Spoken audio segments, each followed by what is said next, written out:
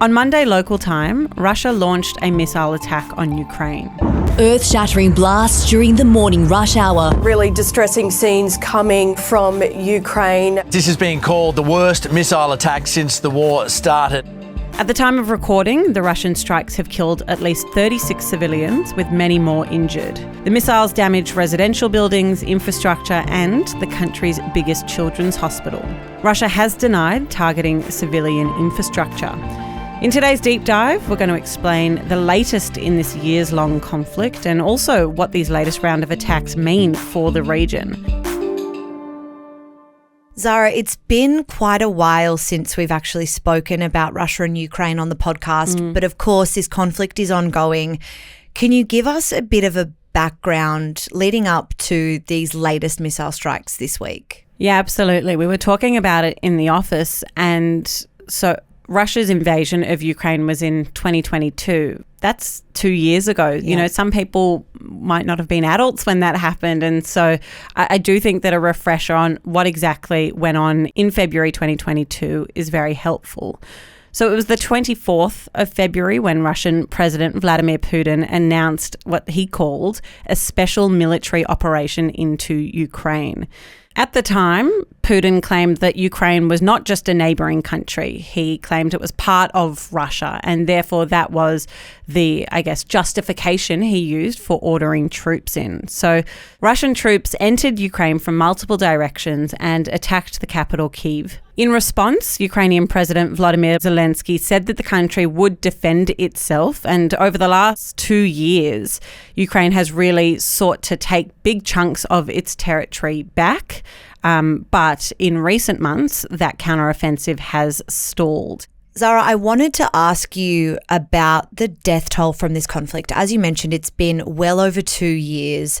The counteroffensive that Ukraine mounted, it seemed that there was a lot of positive momentum for the Ukrainian side in that initial response. But as you mentioned, that seems to have slowed or slipped in recent months.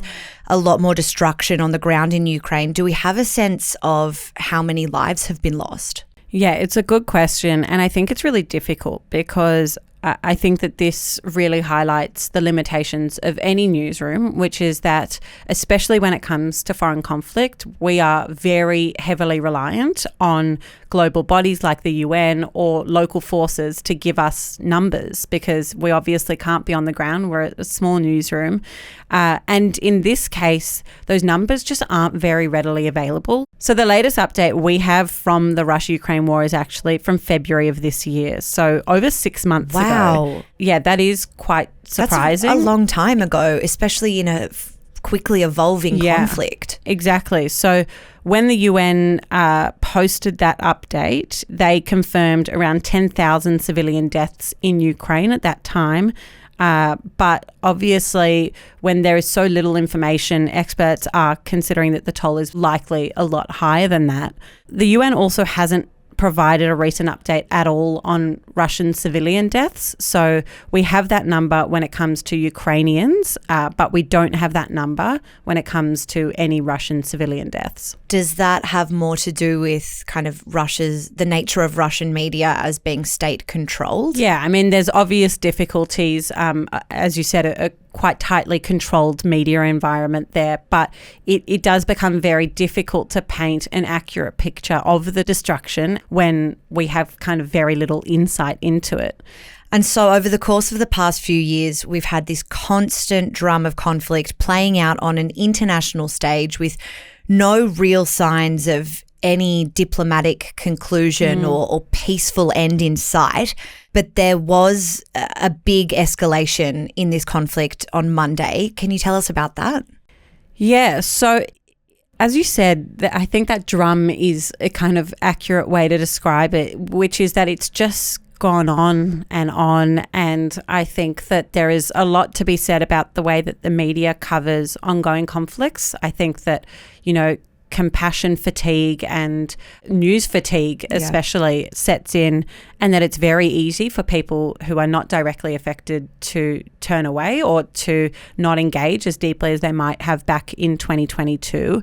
But also there is this sense that it has just been going on in kind of a very similar fashion for quite a while. As you said, though, that did change on Monday when there was quite a significant escalation with these Russian strikes. So what we understand is that Russia sent 40 long-range missiles towards Ukraine, and that Ukraine managed to shoot down 30 of those. But obviously there were still remaining missiles that then landed. It was quite remarkable. They landed in daytime, so there's quite a lot of vision. You know, usually you see kind of things through the sky, but it's pitch black. This was daytime, so there's a lot of vision of it. And these missiles hit a number of Ukrainian cities and, as we said at the top, have killed at least 36 people at the time of this recording. So these missiles hit multiple Ukrainian cities, but there's been a lot of focus, or a lot of the kind of global outrage about this story has focused in particular on a hospital that was hit too. Yeah, so that hospital in Kyiv has been the focus of a lot of coverage. 2 people have died at the time of recording at that hospital. It's a children's hospital. It's the biggest children's hospital in Ukraine, and there is quite significant damage that has been done as a result of those missiles. According to local doctors on the ground, all of those patients have now been evacuated from the building, and there was quite a lot of vision of young cancer patients being escorted out of the building. But it's being reported that the 2 people who died were a doctor and another adult, and not any children. Yeah, I think when we hear these stories, you know, the immediate attention is focused on the death toll. But as you mentioned, this is infrastructure that's been damaged, vital infrastructure, a hospital, a children's hospital, no less. And some of that kind of global shock, I guess, is tied to this idea of the rules of war and international treaties or agreements and rules of engagement. And I think any time you see a story like this, you know, you understand the interest around the world. So we know how the world has responded. How did Ukraine respond to this attack? Well, it's interesting that you frame it that way, because a lot of the Ukrainian leadership's response was about the rest of the world and was about their responsibility. So shortly after the attack, Ukrainian President Volodymyr Zelensky said, "We will retaliate against these people. We will deliver a powerful response for our side to Russia for sure. The question to our partners is, can they respond?" So he added, "Mere concern doesn't stop the terror. Compassion is not a weapon. It is necessary to shoot down Russian missiles. It is necessary to take strong steps that will not leave any security deficit." So there he's throwing it back to the allies of Ukraine and to the rest of the international community. We've heard quite often over the kind of course of the last 6 or so months, Zelensky saying, "Don't forget about us. Yeah. We need your assistance. We need your funding. We need your weapons and your aid." And so there again, he's really reiterating that call. Domestically as well, we had Kyiv's mayor also declare the 9th of July as a day of mourning. So some very strong language from Ukrainian officials, Zelensky strongly condemning Russia, the call out to Western democracies and other countries to do their bit and support Ukraine. What about Russia? Have they responded to these accusations that the attacks were led by their forces? Yeah, so we haven't heard directly from Vladimir Putin, the Russian president.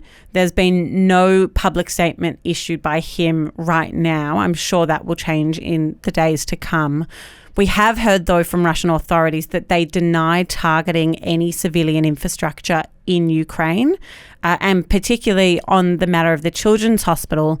They are blaming the damage there on a Ukrainian air defense missile. So remember I said earlier that Ukraine has said that it shot down some of those missiles. So here Russia is alleging that the damage at that hospital is a result of those actions.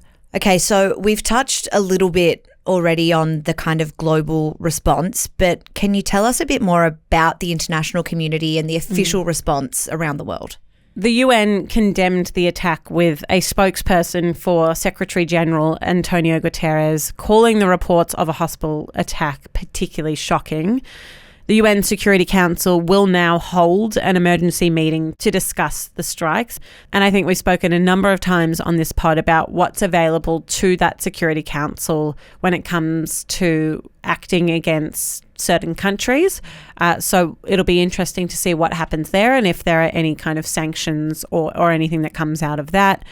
There was also some pretty strong language from the EU's top diplomat. He posted on X, and I'll just quote here. He said, "Russia keeps ruthlessly targeting Ukrainian civilians. All responsible for Russian war crimes will be held to account." Back here in Australia, we had Foreign Minister Penny Wong, who said Russia's missile attacks on several Ukrainian cities, including a Kyiv Children's Hospital, are abhorrent. We condemn the targeting of civilian infrastructure, including hospitals. Australia continues to support the people of Ukraine in the face of Russia's illegal and immoral war. Zara, thank you so much for taking us through that. Of course, we will continue to talk about this ongoing conflict here on the podcast and over on the Daily Aus. Thank you so much for joining us on the Daily Aus. If you learnt something from today's episode, don't forget to hit subscribe so there's an episode waiting for you every weekday morning. We'll be back tomorrow. Until then, have a great day.